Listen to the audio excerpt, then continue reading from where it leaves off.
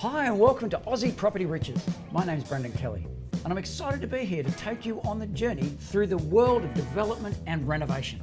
And I am Francis Goh, his better half. Together, we'll explore the world of creating wealth through property. In each episode, we'll take you behind the scenes of groundbreaking developments, share expert insights, and feature success stories from the industry's top professionals.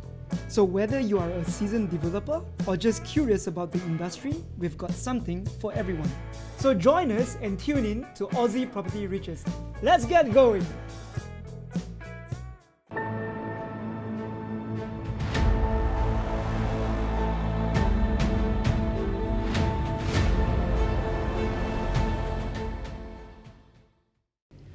My name's Brendan Kelly and allow me to introduce to you Adam Barry. Welcome, Adam. Hello, Brendan. Great to be here. Thank you very much. Adam is a successful developer with over $50 million of projects going now. I'm also joined today by Francis Goh. Welcome, Francis. Hello, thank you. Excited to be here. It is wonderful, isn't it? Yes. I'm also joined today by Juliet Green. Welcome, Juliet. Thanks for having me. Juliet is an extraordinary developer who's done more than $200 million worth of projects and they're currently still going. Let's get started in today's topic.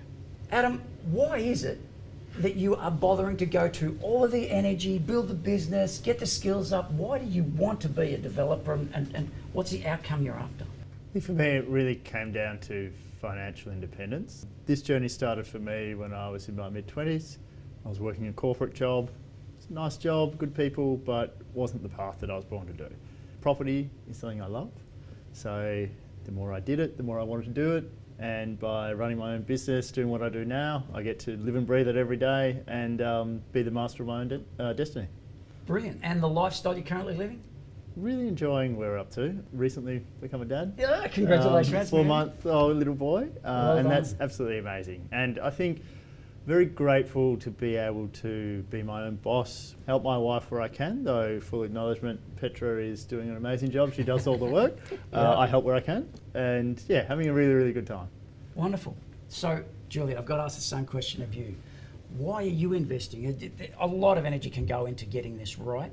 Obviously, an evolution has occurred over time. It has. But why? What is it that you want from it?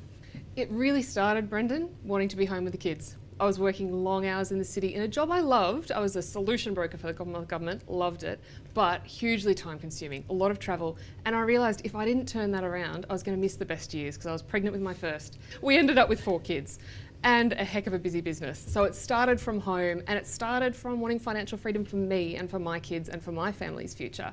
But it's grown to much more than that because my why has really shifted to financial freedom for my investors and then the next level really financial freedom for others because property changes lives. So I love being able to do this for other people. One of the things that just struck me in that conversation then was the idea that your why changes over time. Yeah. You start with the model of, you know what, I need a better life. I need a better life. But then you get into, after the bit of success and the recognition that I can, you go into, actually I can make a contribution of a better life to others. Absolutely. And then you become, again, as you've just said, more macro in your approach. I think I can make a bigger contribution here.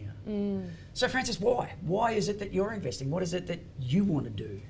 Well, like the other two before me, is financial independence, passive income, the ability to do whatever or whenever I want. Property is an asset that you can touch, feel and see. Yeah. And that's the key difference. In a life before this, you and I have talked about the idea of land. Yes. You really love land. They're not making any more of it, and once you've got it, it's something you can really get your hands Correct. dirty with. Yeah. Okay, scarcity factor, right? At Yeah. the end of the day, for me, my dad always told me, all right, you need to eat, you need to breathe, and you need land. Yeah. Wherever we are is Fundamental, land, yeah, fundamental, and there's not going to be more land. There's always going to be less land available. That's why it's going to be a good asset to hold. For me, my journey started out with I was corporate, yep. Changed a lot of jobs over my time, got into a job that was pretty reasonable, corporate. And I was I was actively working up the ladder of corporate success. Looked up the ladder. Do you know what I saw? The butt of the guy in front of me as I was glancing up, yeah? And it wasn't a pretty sight. And the closer I got to that, the further away I wanted to be. Yeah. And I was thinking, okay, I need to shift. more of the same is going to get me more of the same. And I wasn't sure that it was going to provide me the financial outcome that I wanted in my life. I have a gorgeous wife, 2 wonderful kids, and a sense of responsibility of being able to provide for all of them.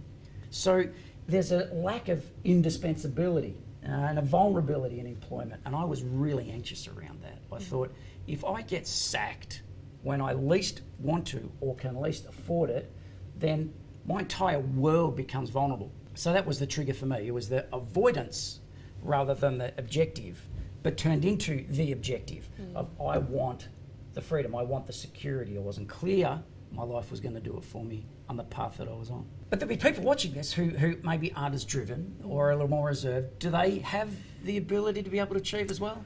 If you can manage a soccer team, you can do anything. It's like project management, and so much of what we do as property developers is an amplification of what you do. If you can manage a household budget, if you want to deliver for your family, you're on the right track. It's convertible skills. Build the right team into it, set goals, and you're on a path.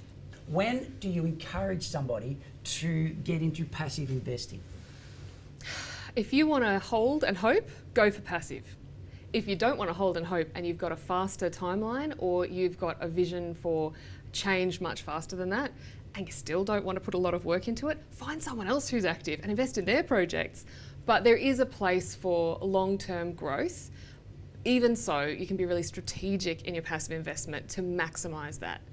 If you need to go faster, that's when you need to create your own property boom. You're not just investing well and strategically, location-wise, you're doing things, you're throwing everything in your toolkit at it to help it grow faster.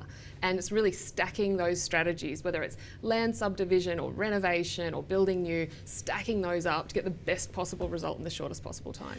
So let's flip the question. When would you suggest to somebody that they need to be active? When I first started being an active developer, it's what I've always done, I read a great quote, and it said that it's essentially a part-time job that pays $200 plus an hour. And I really like that frame because it just highlights that there's going to be a bit of work here. If you've got some time and you've got some drive, then active is a great way to go. What I love about active developing is control. Juliet said it a second ago, create your own property boom. 10% growth per annum is quite feasible if you're manufacturing that value. So my read on active and passive, if you're young, if you have time on your side, you've got 30 years before retirement, 40 years before retirement, if you are loving your job and you like the career path that you're on, and you want to invest the time and energy into that joy, then a passive approach is going to serve you best. But the flip side of that, if you're getting on in the years, the grey hairs are starting to come out, the belly's started to grow out a little bit, and the time is short, my encouragement was you'd probably need to get into more active property investing strategies so that you can get the money that you need to support the lifestyle that you want. Or, I hate my job. If I hate my job, then by all means, try property investing actively. It is a way out of the rat race. The first big question that you need to ask is, do you want to invest passively or do you want to invest actively? If you have time on your side, by all means, go for a passive path because you have time on your side and you'll get to appreciate the growth that can occur. But if you are keen to get out of your job, if you are keen to get to success faster than the plan A might accommodate, if you are short on your years, my encouragement is go active. Because you can recycle the cash, you can recycle the borrowing capacity, you can recycle the profits, go again and create great wealth for yourselves. And these guys here are evidence of success of that. When we come back, we'll get into exploring some of the more active strategies you can take on and get started with.